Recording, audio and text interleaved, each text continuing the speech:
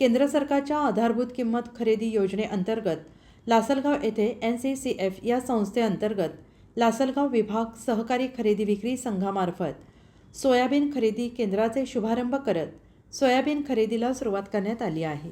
Soybean 4,892 रुपये प्रति quintal प्रमाणे खरेदी करण्यात येणार असून शेतकऱ्याने अगोदर सोयाबीन नोंदणी करावी, तसेच प्रतवारी करून 12 आर्द्रतेच्या खाली सोयाबीन आणावी।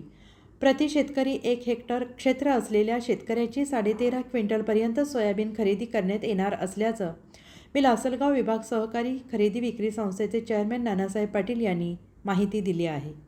केंद्र सरकारच्या हमीभावाने खरेदी करण्याच्या योजनेमार्फत NCCF मार्फत आज लासलगाव विभाग खरेदी विक्री संघाच्या मार्फत तालुक्यातील आपल्या कार्यक्षेत्रातील शेतकऱ्यांची सोयाबीन खरेदीचा मुहूर्त पार पडलेला आहे। मार्केटमध्ये सोयाबीनला भाव नसल्याने आज सरकारने जो हमीभाव डिक्लेअर केला आहे 4,893 रुपये, त्याच्याप्रमाणे ही खरेदी होणार आहे आणि त्याचे विविध निकष आहे। शेतकऱ्यांनी अगोदर संघात येऊन त्यांची नोंदणी केली पाहिजे, माल आणताना तो साफ करून आणला पाहिजे, त्याची आर्द्रता 12% जास्त नको आणि काळी कचरा नको किंवा काळी सोयाबीन नको, चांगली प्रतवारी करून आणावं, जेणेकरून सरकारच्या या हमीभावाच्या योजनेचा फायदा शेतकऱ्यांना मिळू शकेल।